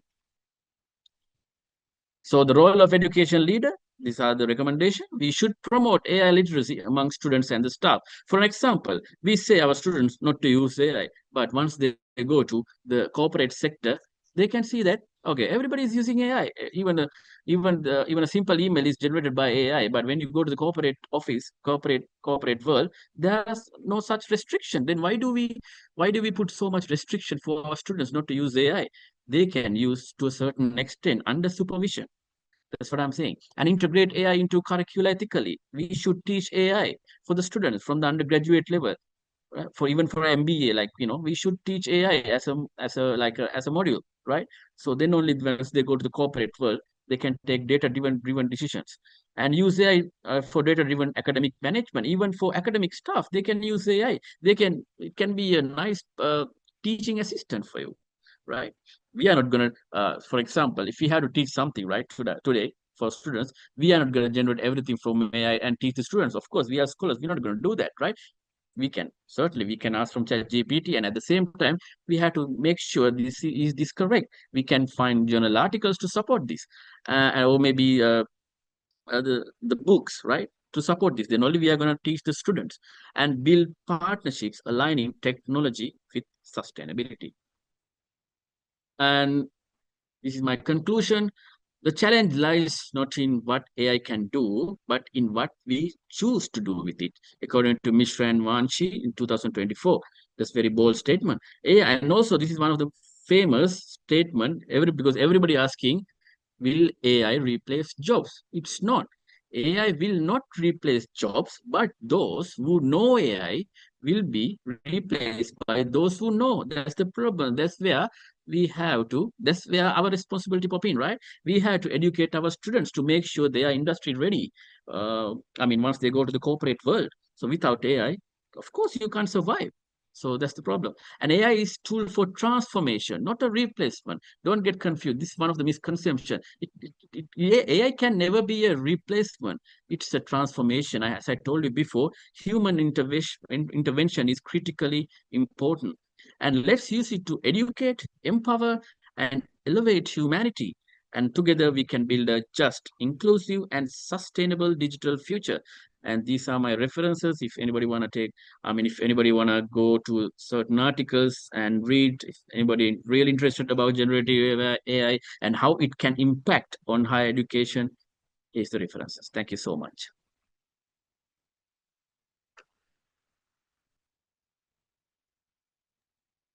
Okay, thank you so much, Doc, for that insightful and very exceptional presentation. You have talked masterfully and articulated the transformative power of artificial intelligence as a cornerstone of digital transformation for achieving the sustainable development goals. I believe that you have brilliantly connected the theoretical potential of AI to tangible applications according to the exemplary activities and practices that you have highlighted. This takes us to, we are against the time. We had believed that this seminar would take us from 9 to 11 a.m., but you would bear with me that we have two speakers remaining that I would like to receive at the moment. Kindly allow me to welcome Dr. Tuton Chandra Malik, the chairman and associate professor, the Department of Electrical and Mr. Electronic Momin Engineering. Hello, there is a mistake. Sorry? Mr. Tuton sir has presented already. Now our another professor from CSE department, Mr. Kingshu, is going to present. Mr. Kingshu from CSE Premier University. Welcome. Okay, thank you. So. Okay, respected guest. Okay, respected guest and participant, a very good noon to you all. It is an honor and privilege to speak before you today on a topic that is shaping the very future of our nation and the world: digital transformation and emerging technology for sustainable development. In today's era, digital transformation is no longer a choice, it is a necessity. It is about using technology to improve the way we live, work, or serve our communities. From the government service to business operation, education, healthcare, and agriculture, digital innovation is driving process in every sectors. Our country has already made a remarkable studies under the vision of Digital Bangladesh. Over the last decade, we have witnessed the expansion of internet connectivity to rural areas, the introduction of e-government service, and the rise of mobile financial systems such as bKash, Nagad, and Rocket. These services has empowered the millions of people to provide easy access to banking, education, and public services. Now, as we move to the next phase, Smart Bangladesh 2041, digital transformation is taking to an even more ambitious role. The version focuses not only to digitalization, but also on sustainability, innovation, and inclusiveness. Emerging technologies like artificial intelligence, big data, Internet of Things, blockchain, and cloud computing are creating new opportunities for the sustainable growth. In agriculture, IoT-based smart farming is helping farmers to optimize the water use, monitor the soil health, and increase the productivity with fewer resources. In healthcare, telemedicine and AI diagnosis has binding the gaps in rural medical services. In education, online learning platforms are making quality education accessible to the student in the rural areas. In government, digital platforms are enhancing the transparency, efficiency, and citizen participation. These innovations align perfect with the United Nations Sustainable Development Goals, particularly goal related to the quality education, economic growth, and reduce inequality and climate change.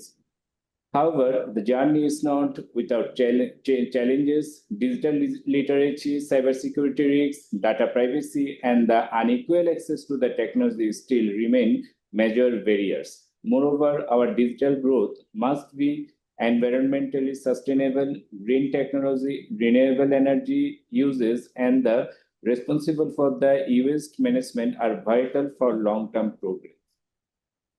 To achieve the sustainable digital transformation, Bangladesh must focus on the three key areas. They are building digital skills among the youth and the professionals to prepare for the AI-driven future. Encourage innovation and entrepreneurship through the research, startup incubation, and investment in the for the local talented. Ensuring inclusive and green growth so that no citizen or community is left behind in this digital revolution. Dear audience, digital transformation is not just about adapting the new tools. It is about refacing our mindset and creating smarter, fairer, and more sustainable society.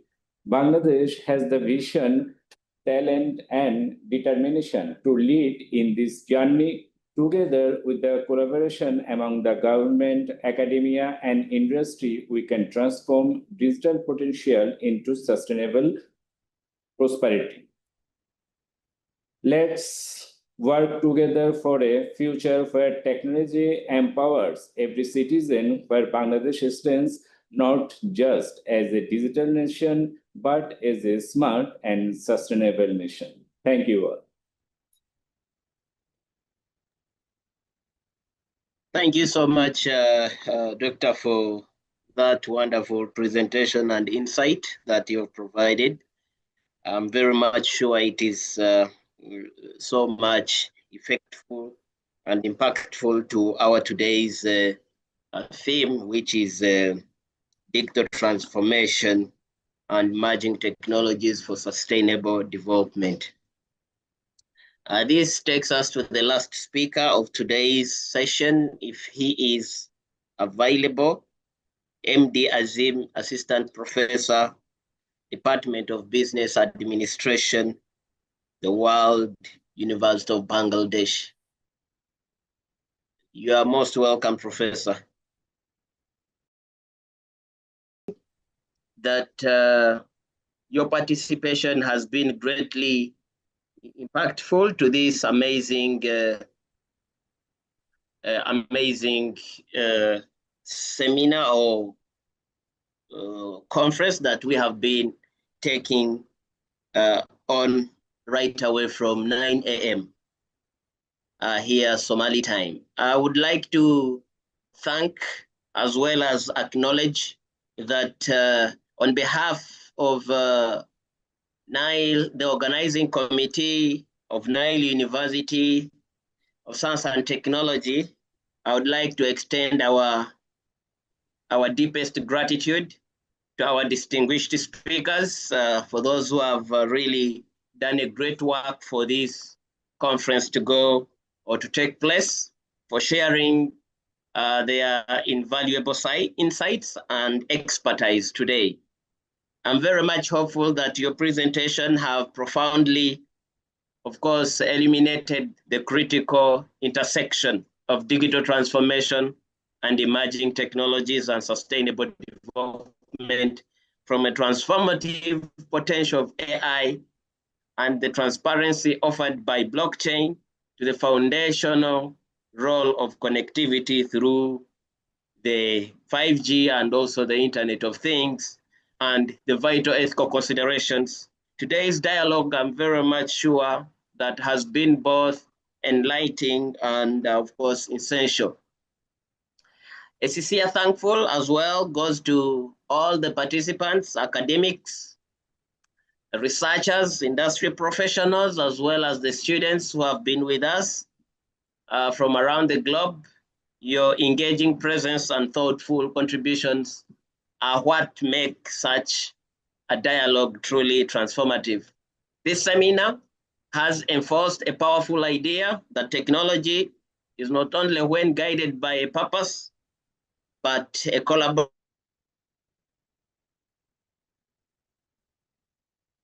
in our most powerful ally is a resilient future. The conversations that we have had today are not the end, but a vital beginning of the future. We encourage you to continue with such kind of collaborations and impactful seminars in the future.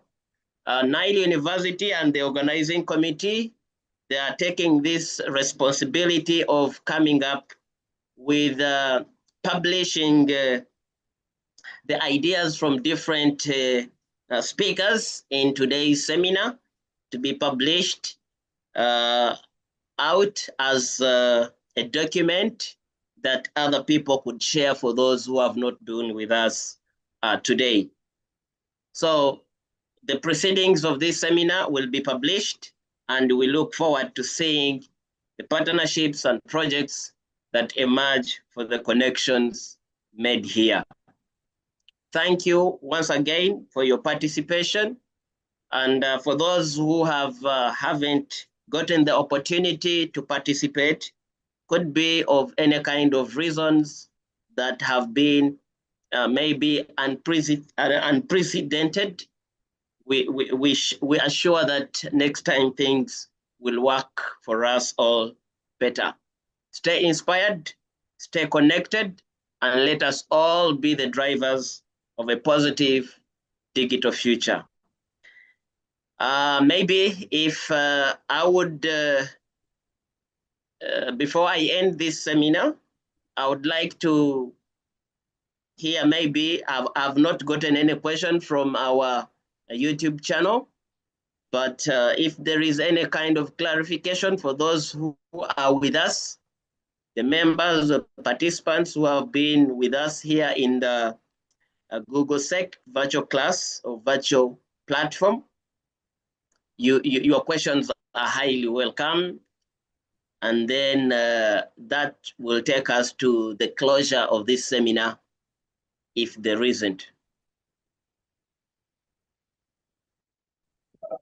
Hello, Mr. Momin Jaffer. I actually do not have any question, but I would actually like to thank you again. I would like to express my heartfelt gratitude to Nile University for creating such a wonderful platform where intellectuals from different parts of the world can come together to share their valuable insights and their experiences. I would like to also thank the Eurasian University, Sri Lanka, the Neelam University, India, and the World University of Bangladesh. We look forward to future collaborations and continued partnerships as we work together towards the holistic development of our institutions. So thank you so much once again. Thank you.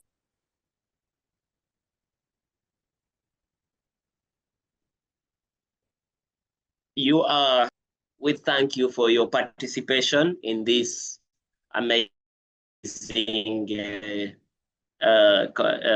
seminar or conference. And please, maybe next time when we call upon Premier University, I'm very much hopeful that it will be very much positive and open to our requests.